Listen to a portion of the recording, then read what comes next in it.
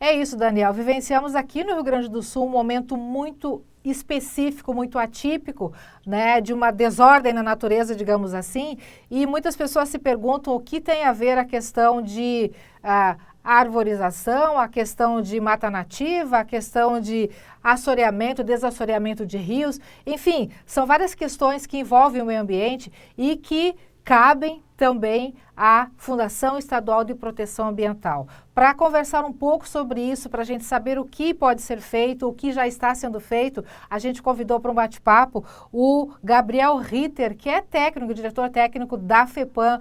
Boa tarde, Gabriel, muito bem-vindo e obrigado por esse tempinho com a gente.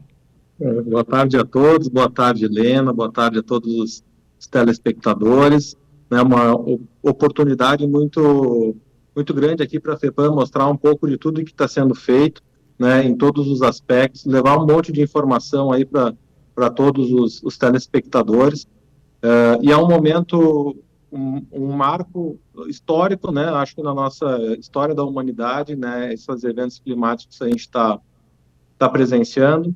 Né? A gente tem fóruns de pesquisas que sempre apontaram aí os efeitos das mudanças climáticas, mas em diversas oportunidades nunca sempre teve alguém que questionou se estava de fato acontecendo ou não.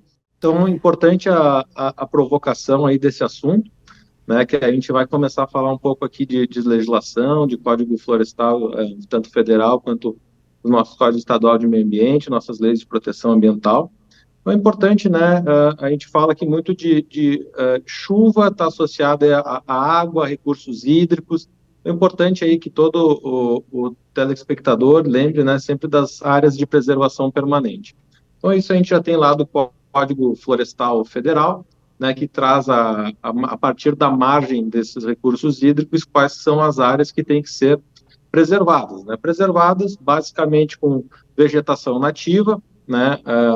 A vegetação nativa é aquela que vai ter a sua biodiversidade representativa e que vai proteger os nossos recursos hídricos, que sejam qualquer tipo de carreamento de material para dentro do recurso hídrico. Me surge um questionamento aqui, Gabriel, com relação à situação que estamos vivenciando agora.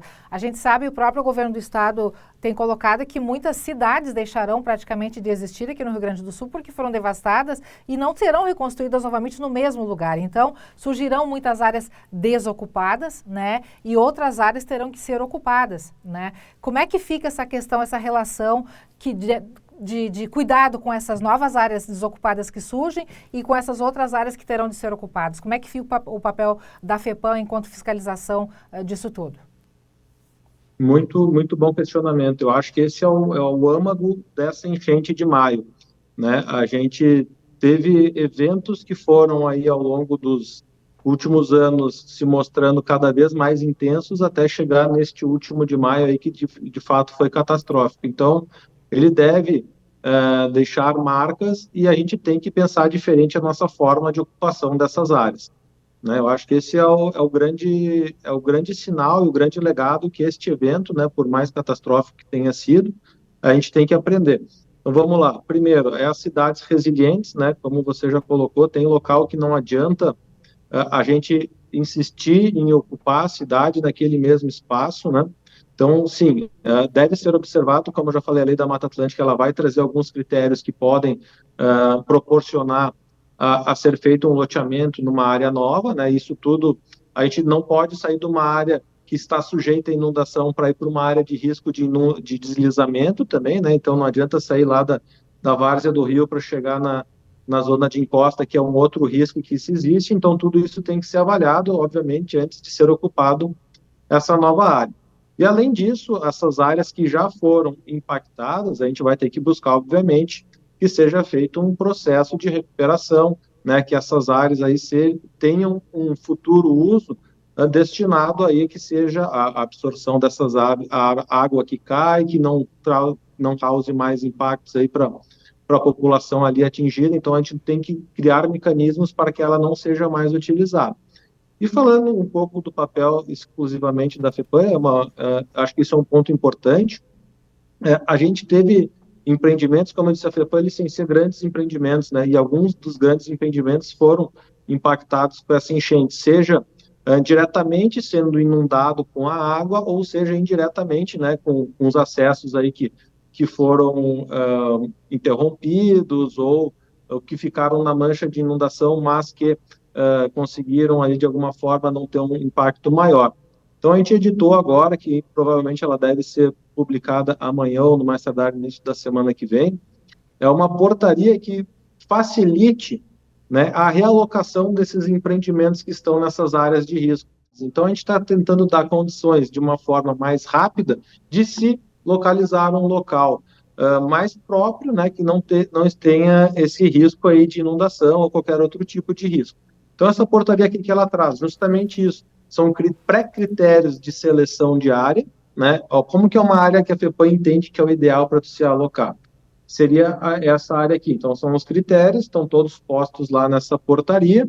Agora, nessa nova etapa para esses empreendimentos, a gente criou a licença única.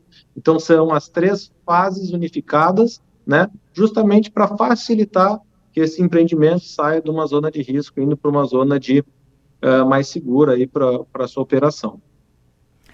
Uma outra perguntinha, Gabriel, com relação a propriedades rurais. A gente sabe que existe uma legislação, a gente já abordou isso, nós temos um Código Florestal. Por exemplo, propriedades. Pela legislação existe a necessidade de preservação de cinturões verdes ou de áreas nativas, né? A gente sabe que agora com a enchente tudo foi dizimado e tudo mais. Como é que vai funcionar essa questão de fiscalização, digamos assim, ou até, digamos, de exigência de que isso seja cumprido, seja mantido, seja restaurado?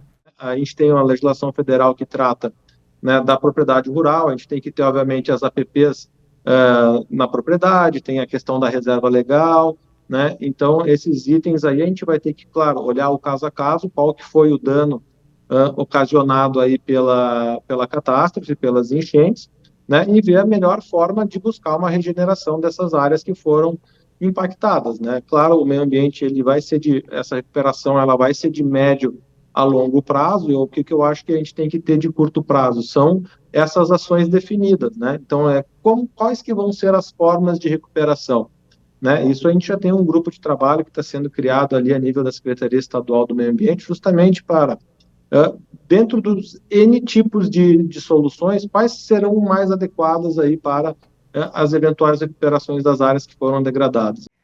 Gabriel, desassoreamento, muita gente nas últimas semanas, digamos assim, tem levantado essa possibilidade como uma grande solução, né, para os nossos rios, já que vem chuva, transborda, invade lugares, invade cidades, enfim. É uma solução realmente a se considerar? Seria realmente o ideal para a condição que estamos vivenciando, para a situação dos nossos rios? Olha, ela é uma solução que ajuda muito, né, para recursos hídricos pequenos. Então, eu acredito que esses recursos hídricos que passam nos municípios que não têm um grande porte, é uma solução que pode, sim, auxiliar a não ter o alagamento, a inundação em algumas cidades, tá? Isso é importante, essa pergunta, porque a gente tem o governo do estado, né, o estado do Rio Grande do Sul, desde o ano de 2015, tem um decreto que visa o estímulo do desassoreamento, né? Que é justamente, ao longo dos anos, diversos materiais foram carregados para dentro do rio, né? E esse material ele tem que ser periodicamente removido dentro do recurso hídrico. Então, esse decreto ele já trouxe, né, uma série de pré-requisitos, né, no qual ele dispensa, inclusive, o licenciamento ambiental, porque todas as regras do licenciamento ambiental foram levadas até o decreto. É um procedimento extremamente simples, né, que pelo decreto ele remete a um cadastro no sistema de outorga do Estado, mas que em virtude da calamidade agora, por 180 dias, ele está dispensado, inclusive, do cadastro, e sem dúvida é uma forma muito importante, né, das prefeituras protegerem, né, de inundação, principalmente essas áreas mais urbanas, onde tem aí os recursos hídricos que cortam a cidade. Ok, Gabriel, o assunto é bastante vasto, né, e teríamos muito mais abordagens a fazer, mas eu acho que circulamos um pouquinho sobre alguns tópicos principais. A gente quer agradecer muito a tua participação, os esclarecimentos aí, eu acho que para o nosso telespectador foram bastante substanciais e bastante importantes também, viu? Mais uma vez, muito obrigada. Muito obrigado, Lena. Eu fico à disposição, a FEPAM está à disposição. Tenho certeza que cada documento emitido pela Fundação Estadual de Proteção Ambiental, ela leva em consideração todos esses critérios, né? E seguimos aqui atuando para fazer cada vez mais o Rio Grande do Sul como uma referência de proteção ambiental. Muito obrigado a todos. Tá bom, um grande abraço, mais uma vez, obrigada. Daniel, aí então a participação do Gabriel Ritter, coordenador técnico da Fundação Estadual de Proteção Ambiental, onde a gente abordou, né, sobre vários aspectos ambientais, principalmente com relação ao atual momento que estamos vivenciando aqui no Rio Grande do Sul, o que pode ou não pode ser feito, de que maneira a FEPAM está atuando em todas essas frentes. Eu volto contigo.